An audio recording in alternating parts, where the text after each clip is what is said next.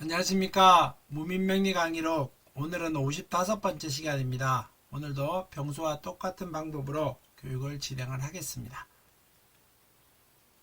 오늘은 천을귀인에 대해서 알아보도록 하겠습니다. 천을귀인은 명중 최고의 길신으로, 그래서 사주 중에서 뭐 여러 가지 좋고 나쁜 점들이 있거나 뭐가 있거나 없거나 하는 것들이 있기는 하지만은 그래도 천을귀인은 아주 귀하게 생각하는 것들 중에 하나입니다. 그래서 사주 중에 천을귀인이 있으면은 그 사주는 귀하고 좀 여러 가지 복이 있더라도 다른 사람보다 큰 복을 받게 될 것입니다. 그래서 천을귀인이라고 하는 것 자체가 있느냐 없느냐를 따질 때 아주 중요하게 생각하는 거니까 천을귀인도 꼭 알아두시기 바라겠습니다. 계속 읽어보도록 하겠습니다. 귀인이 명조에 있으면 인격이 공명정대하고 지혜가 총명하며 많은 사람들의 존경을 받으며 인덕이 있고 외교 활동에 능하며 다른 길신의 길력을 배가하고 악살은 귀인을 보며 숨어서 여러 재앙을 소멸하게 합니다. 쉽게 말하면 천을귀인은 좋은 거는 더욱 좋게 하고 나쁜 거는 좀 막아주는 그런 역할이 있다라고 하는 설명인 것 같습니다. 그래서 천을귀인이 있을 때는 좋은 거는 더욱 커지게 좋아지고 나쁜 거는 막아준다라고 하는 거 잊지 마시기 바라겠습니다. 귀인은 상생과 합을 좋아하며 합이 되는 일이 있으면 좋은 일이 많아지고 형, 충, 파, 해, 공망, 쟁합 등이 있으면 귀함을 잃어버립니다. 늘상 얘기하지만은 좋고 귀한 것들은 한 개씩만 있어야 됩니다. 여러 개 있었을 때는 그 좋고 귀함이 귀한 것이 깎입니다. 단순하게 설명하자면은 태양이 하나밖에 없기 때문에 그 귀함을 우대를 받지요. 근데 태양보다 어떻게 말하면 더 중요한 것은 공기다라고 말할 수 있는데 공기는 너무 흔하다 보니까 그 귀함을 태양만큼 받지는 못하고 있는 겁니다. 귀인도 마찬가지입니다. 좋고 어떤 귀한 것들은 사주 중에서 다 마찬가지입니다. 좋고 귀한 것들은 여러 개 있는 것보다는 한 개만 있는 것이 좋고요. 또 많이 있는 것보다는 조용히 오롯이 홀로 있는 것이 좋고 또 귀인들 여러 가지 건드리는 것들이 많이 있습니다. 그게 합, 형, 충, 파, 해, 공망 이런 것들을 말을 하는데 귀인은 그나마 합하는 거는 봐준다라고 하는 의미고요. 형충파, 형충공망이 될 때는 그 귀함이 없어집니다 라고 얘기합니다. 이것들도 공망을 바라볼 때는 합하는 거는 봐준다. 근데 충과 형과 공망이 될 때는 그 귀함의 귀기가 사라집니다 라고 하는 것도 잊지 마시기 바라겠습니다. 귀인이 여러 개 있으면 좋지 않은데 늘상 얘기하죠. 좋은 거는 한 개만 있어야 됩니다. 건명은 남자는 일찍 상처하기 쉽고 여자는 중혼하거나 음천지명으로 예술인이 아니면은 화력에 종사한다. 이게 중혼이라든가 화류지계 이런 말들 많이 써놨는데 굳이 얘기하면은 옛날에는 남자는 중혼이 이렇게 크게 흉이 안 됐지만은 요즘적으로 해석을 하게 될 때는 중혼도 남자 여자 틀리지 않습니다. 다 그냥 천을귀인이 여러 개가 있으면 중혼을 할 수 있다. 이렇게 생각하시기 바라겠습니다. 귀인이 공망이 되면은 가물을 좋아하고 공망된 귀인이 식신에 해당하면은 기예인 무속인이 많고 겉으로는 화려하지만 실속이 없고 경제적으로도 곤궁할 수 있습니다. 그래서 귀인이 공망이 될 때는 귀함이 사라진다고 말을 했었죠.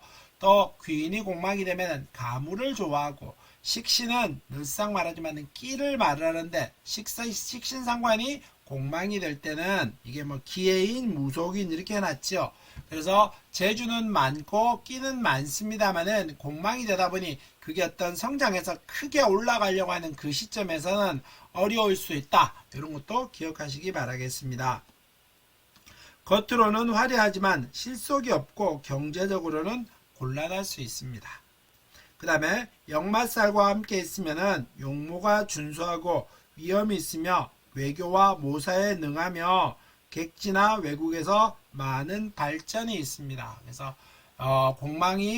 귀인이 역말살과 함께 있었을 때는 기본적으로 용무가 준수하고 위엄이 있으며 외교와 모사에 능하다. 뭐 재주가 많다. 또 어떤 활동이라든가 이런 걸로 봤었을 때는 좋게 활동하고 넓게 활동하고 이러다 보니까 성취도 클 것이다. 이렇게 얘기하고 있습니다. 삼기성과 기인이 함께 있으면은 귀명으로 인품이 후덕하나 관직이나 직장에서 크게 두각을 나타낼 수는 없다. 나타낼 수 있다. 문창성과 함께라면 학문이 뛰어나 박사의 인연이 있으며 학계의 이름을 떨칠 것이다. 문창학당을 좀 더 뒤에 배우시게 될 텐데 문창학단이 귀인과 같이 하게 되면은 학문으로 이름을 날리게 됩니다. 이런 의미의 설명입니다. 그 다음에 또 다음 페이지 뭐죠? 천을귀인이 화개살과 같이 있으면 지고 청심하고 문장력도 특출하며 사주에 격국이 잘 짜여 있으면 고위직이나 대권의 인연이 있다. 이런 것들도 천을귀인의 의미를 말을 할 때 꼭 쓰는 말이기도 하고 자주 쓰이는 말이기도 합니다. 괴강살이 있고 귀인이 있으면 성격이 활달하고 웅변에 능하나 정치 등의 두각을 나타내고 모든 사람이 따르는 지도자가 될 수 있는 명입니다. 그래서 귀인이 어떤 삼기성과 같이 있었을 때는 그런 의미를 뚜렷하게 지도자 되거나 뛰어난 남보다 앞서가는 사람이 될 수 있다. 이런 의미의 설명이 있는 것 같습니다. 비겁이 귀인이면 형제, 친구, 동료의 덕이 있으나 형제 자매가 발전합니다. 그래서 비겁이라고 하면 나와 힘이 같은 사람을 말을 하죠. 그 힘이 같은 사람이 이제 귀인이다 보니까 그 사람의 덕이 있을 것 같다. 식신이 귀인이면 의식이 풍족하고 장수하고 달변으로 외교에 능합니다. 또한 건명은 처가의 덕이 있고 곤명은 자식으로 인해 크게 성공할 수 있습니다. 남자한테 식신은 장모를 나타내지요. 그러다 보니까 식신이 귀인일 때는 남자는 처가의 덕이 있고 여자는 식신상과는 자녀를 말을 합니다. 그랬었을 때 자녀의 덕이 있고 이런 말의 설명입니다. 상관이 귀인이면 기회가 만능하며 곤명은 자식이 빼어난 수재로 총명합니다. 빼어난 재주가 있다는 뜻이고요. 그래서 상관이 귀인일 때 이런 말을 하는 겁니다. 재성이 귀인이면은 재가 귀인이란 뜻이죠. 처가 현명하고 내조의 공이 크며 곤명은 시댁의 덕을 보며 사업하고 재테크에 능숙하며 부를 축적할 수 있다. 특히 이제 병정화 일간들이 특히 또 간목 일간들이 또 이렇게 재들이 귀인에 속합니다. 그럴 때 이런 의미의 설명입니다. 그래서 제가 귀인일 때 때로는 배우자의 덕이 있거나 남자 같은 경우에는 때로는 그 배우자가 또 나한테 돈을 벌어다 주는 사람이거나 때로는 내가 돈을 벌거나 이런 것들을 말을 하기도 합니다.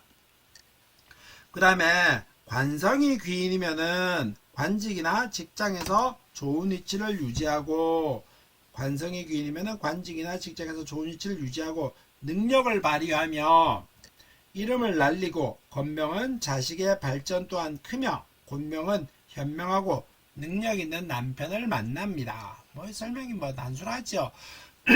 고는 직업이고 여자한테는 남편이고 때로는 자녀를 말을 하다 보니까 이런 의미의 설명들이 귀인과 연관시켜서 설명하는 것입니다. 인성이 귀인이면은 학문에 통달하고 부모가 인자하고 후덕하며 외가의 덕을 볼 수 있습니다. 인성이 귀인일 때 이런 의미의 설명도 있다. 또 기억하시기 바랍니다.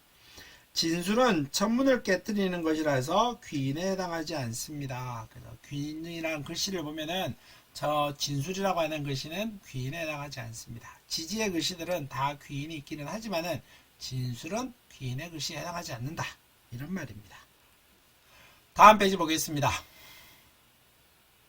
귀인의 종류를 쭉 설명해 놨습니다.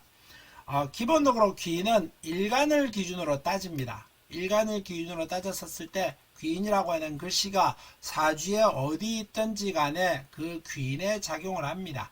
예를 들면 귀인이 연애에 있으면은 그 귀인이라고 하는 글씨가 나한테 좋게 작용을 할 때는 연애에 있을 때는 일찍부터 발달을 하게 되고요. 그 귀인의 덕을 받게 되고 또 귀인이 시에 있으면은 늦게까지 그 귀인의 덕을 볼 수 있다. 이렇게 얘기합니다.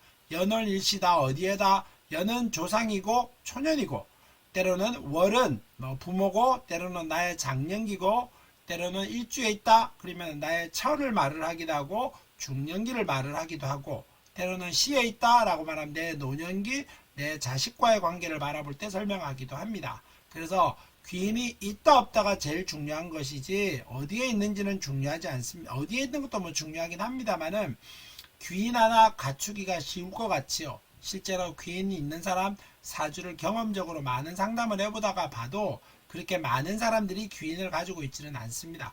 차라리 없는 사람이 더 많습니다. 그래서 일간을 기준으로 따지기 때문에 이거는 꼭 기억하시고 외우시기 바랍니다. 갑일간일 때는 축과 미다, 축미고요. 그 다음에 을일간일 때는 신과 자다. 병일간일 때는 유와 해고요. 정일간일 때는 해와 유입니다. 무일간일 때는 축과 미입니다. 기일간일 때는 자와 신이고요. 경일간일 때는 축과 미입니다. 신일간일 때는 인과 묘고요. 임일간일 때는 묘와 사입니다. 계일간일 때는 사와 묘지요. 그래서 이거를 꼭 기억하시고 잊지 마시기 바라겠습니다. 예를 들어서 이렇게 쭉 나열해 놓으면 양귀고 음귀고 막 이렇게 대한 설명들을 막 하고 있는데 굳이 저는 뭐 개인적으로 말하면 양귀, 음귀 이거 꼭 구분하실 필요가 없다라고 봅니다. 그냥 갑은 축과 미가 귀인이고 을은 자와 신이 귀인이다. 이런 정도로 기억하시는 것이 좋지요. 그래서 그 양귀니까 음귀니까 뭐 이렇게 설명해 놨는데 뭐 어떤 책들에 보면은 저는 뭐 굳이 그렇게까지 설명하지는 않습니다. 안 그래도 외울 게 많은데 막 양귀, 음귀까지 따질 수도 없고요. 그래서 기본적으로는 일간을 기준으로 사주에 어디 있든지 간에 귀인의 작용을 한다. 뭐 이거를 좀 더 이렇게 장황하게 설명할 수도 있습니다만은 이렇게 심플하게 설명도 한번 해보겠습니다. 갑과 무와 경은 축과 미가 귀인이고요. 그 다음에 을과 기는 자와 신이 귀인입니다. 그 다음에 병과 정은 해와 유가 귀인이고요. 그 다음에 신은 인하고 오가 귀인입니다. 그 다음에 임과 개는 묘와 사가 귀인입니다. 이렇게 해서 간무경, 축미, 을기, 자신, 병정, 해요, 그 다음에 신은 인호, 그 다음에 임계는 묘사 이렇게 심플하게 외우시면 좋겠습니다. 10개를 쭉 이렇게 외워도 되긴 하겠습니다만은 이렇게 좀 일간을 기준으로 똑같은 귀인끼리 묶여있는 글씨끼리 이렇게 좀 집합을 해놨습니다. 묶어놨으니까 그래서 이거 외우실 때도 간무경은 축미고 을기는 자신, 병정은 해요, 신은 인호, 그 다음에 임계는 묘사 이렇게 10개를 일간을 기준으로 귀인을 매겨놨으니까 같은 것끼리 모아놨으니까 이거 좀 참고로 해서 외우시는데 도움을 받았으면 합니다. 다음 페이지 보겠습니다. 그래서 이제 조금 육친별로 귀인을 설명해 놨죠. 비겁이 귀인일 때는 형제덕이 있거나 친하게 됩니다. 형제간의 친하다 뜻이고요. 식신의 귀인일 때 자식, 장모의 덕으로 재물이 풍만하다. 그래서 식신은 재물은 아닙니다만은 식신은 재를 끌어오는 역할을 합니다. 그런 의미에서 재물이 풍만하다.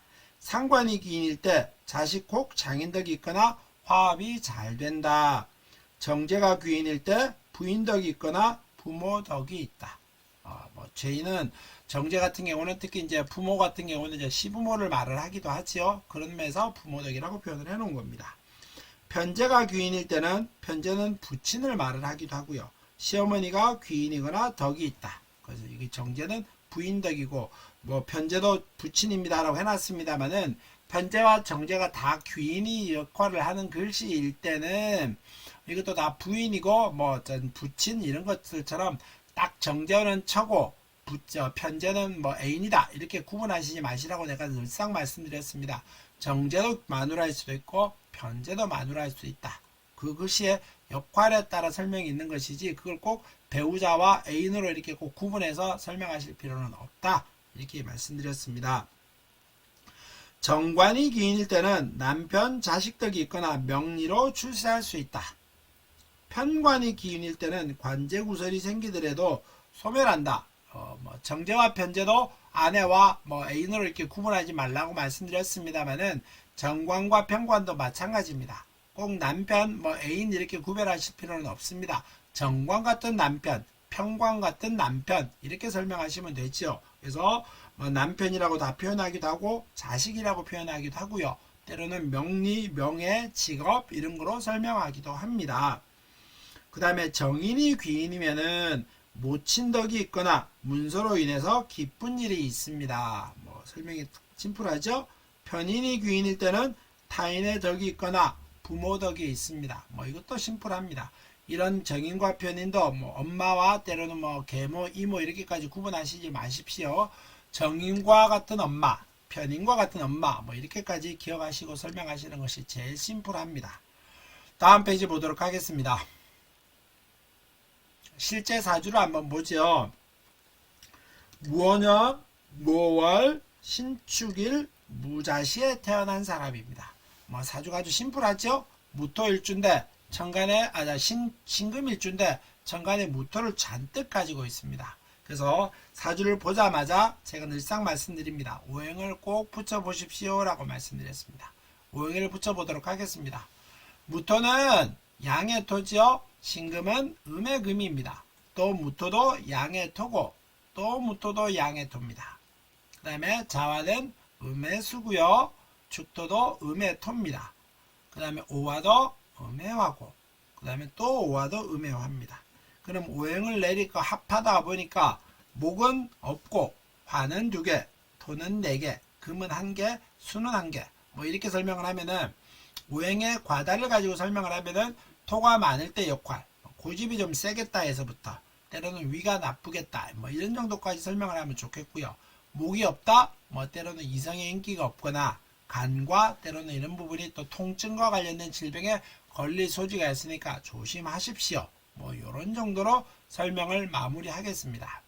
그 다음에 신강신약을 따졌었을 때 신강신약은 신금일주를 기준으로 설명을 합니다. 그러면은 토생금 이러다 보니 신금은 이제 날을 기준으로 1점이 신금이고 신이 1점, 토가 4개니까 4점이죠. 그럼 점수가 5점이 됩니다.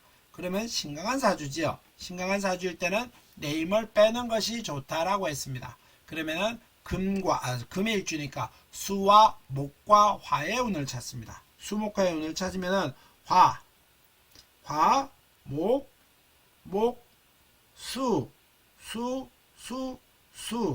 이런 식으로 설명을 하면은 이 사람은 아직까지 운은 항상 괜찮게 흘러가고 있습니다. 운도 크게 받쳐주는 거 없고요. 토가 있습니다만은 때로는 인묘진 목국, 해자축 수국 이렇게 이루어지기 때문에 운은 매우 잘 흘러가고 있다. 이렇게 설명을 드리겠습니다. 또 천간에 합이 있느냐? 천간 합은 없습니다. 지지에 합이 있느냐? 자축합이 있다. 이런 정도인데 이건 정도 설명을 하고요. 그 다음에 형충파해를 설명할 때는 지지에 천간에 충 없습니다. 지지에 충이 있느냐? 좌우충이 있긴 하지요. 그 다음에 지지에 형이 있느냐? 오와 오라고 하는 형은 있다. 이게 이제 좀 크게 작용을 하겠지요. 또 때로는 원진이 있느냐? 추고 원진이 있고요. 파에는 설명을 건너뛰도록 하겠습니다. 그 다음에 공망은 있는가 한번 찾아보죠. 공망, 신축일주의 공망은 뭘까요? 여기 따져보면은 축에서부터 신을 읽어간다고 했습니다. 경신, 임계 하면은 진사가 공망인데 이 사주는 진사는 없습니다. 이런 정도 설명해 놓고 나서 육친을 한번 붙여보도록 하겠습니다. 육친은 무토는 정인이고요. 또 무토도 정인입니다. 또 무토도 정인이겠죠. 그 다음에 자수는 뭘까요? 식신입니다. 축토는 편인이고요. 그 다음에 오화는 편관, 또 오화도 편관입니다. 그러니까 사주의 천간에 띄우고 있는 것은 정인의 글씨를 쭉 띄우고 있습니다. 그러면 정인의 글씨를 띄우고 있을 때는 설명을 뭐로 해야 될까요? 육친으로 설명할 때는 정인은 시작해도 된다. 때로는 정인의 성격은 반듯하고 어떤 룰이라든가 규칙 같은 거 잘 지키고 때로는 선비와 같은 기질도 있습니다 라고 말씀드렸고요. 또 공부와 인연도 있습니다 라고 말씀드렸습니다. 그래서 정인을 천간에 딱 띄우고 있으니 공부는 매우 잘했겠다, 운까지 받쳐주고 가고 있으니 아주 공부를 잘했겠다 정도 수준으로 설명을 하면 되겠지요. 그 다음에 관으로 이제 뭐 식신으로 따지면은 식신도 신강한 사주의 식신이니까 귀하게 작용을 하지요. 그래서 뭐 자축합하고 있으니 이것도 뭐 괜 나쁜 설명이라고 말하기는 어렵습니다. 그 다음에 편관의 특징을 한번 봅니다. 이 사람은 신금은 귀인이 인오가 귀인입니다. 인과 오가 귀인이죠. 그러면은 오가 귀인의 쌍귀인을 가지고 있습니다. 항상 좋은 거는 한 개만 있어야 된다고 했습니다. 근데 이 여자는 편관은 뭐겠습니까? 남편이기도 하겠고 때로는 나의 직업이기도 하겠고 그게 귀인입니다. 그러니까 긍정적인 의미로 설명을 하자면은 편관은 신강해야 된다라고 했습니다. 이 사주 신강하지요? 편관은 정인과 어울리면 괜찮다라고 했습니다. 편관은 정인과 이렇게 어울리고 있습니다. 때로는 식신과 어울리는 것도 괜찮다라고 했습니다. 뭐 편관은 많다 적다 이건 크게 문제는 되진 않고요. 근데 귀인이라고 하는 글씨가 편관입니다. 그러면은 이 사람은 오오라고 하는 형살까지 가지고 있는 귀인이죠. 그러다 보니까 이 사람은 직업으로 따졌을 때 편관과 같은 직업, 때로는 법관과 같은 직업 이런 것들로 설명해 볼 수가 있습니다. 자, 여기다가 12운석을 안 붙였네요. 12운석을 한번 붙여보도록 할까요? 자는 생궁이고요. 그 다음에 신도 생이고 생이 아닌데 이거 둘 다 생이 아닌데 병과 때로는 병에 붙었나요? 그래서 신금 같은 경우는 절태 양생 그다음에 절태궁 편인 같은 경우는 여기 생궁이 아니고 잘못 제가 워드를 PPT를 만들 때 잘못 만들었네요. 편인은 생궁이 아닙니다. 자, 절태 양궁이지요. 양궁이다라고 표현을 합니다. 이거는 제가 수정하겠습니다. 수정할 책은 똑바로 됐으니까 설명만 제대로 수정하도록 하겠습니다. 근데 편관이 오화를 이루고 있는데 이 오화가 형살입니다. 그렇지만은 뭐 이게 이제 직업으로 따지면은 법과 관련된 직업이라든가 귀인의 직업은 뭐 직업으로 설명할 때는 여러 개 있어도 상관은 없습니다. 이 직업 했다가 저 직업으로 바꿀 수도 있고요. 특히 요즘은 뭐 평생 직업이라고 하는 개념이 없기 때문에 직업은 좋은 직업을 가졌겠다 정도로 설명을 하면 됩니다. 근데 이제 귀인이 쌍으로 있었을 때 제일 단점은 뭘까요? 중혼한다라고 하는 말이 있습니다. 그러면 이 사주는 오화라고 하는 편관과 같은 남편을 만났는데 이 사람은 쌍으로 있다 보니 귀인할 것 같죠. 재혼할 것 같죠. 그래서 관이 형살까지 유지하고 있기 때문에 쉬워 보이지는 않는다. 그래서 뭐 이분은 우리나라 최고의 학교를 나왔고요. 최고의 최고의 과를 나와서 아주 최상위의 직업을 가지고 있습니다. 배우자도 마찬가지입니다. 근데 뭐 조금 더 엄격하게 말하면은 다른 사귀고 있는 남자분은 있는 거로 알고 있습니다. 그래서 항상 자기는 어느 누구든지 간에 사귈 때 우리가 흔히 말하는 우리가 속담 일상에서 말하는 좋은 남자와 항상 인연을 맺어가고 있다. 이렇게 늘상 얘기하고 있었습니다. 근데 배우자도 좋은 남편이고 때로는 사귀는 사람도 매우 좋게 말하면 좋은 직업, 때로는 나한테 덕이 되는 사람 이런 것들을 말을 하겠지요. 그래서 이런 걸로 설명하자면은 그런 사람과 인연이 되고 있는 중이다. 이렇게 얘기할 수 있겠습니다. 이런 정도로 설명을 하겠습니다. 오늘 귀인에 대한 설명은 여기까지 마무리하겠습니다. 감사합니다.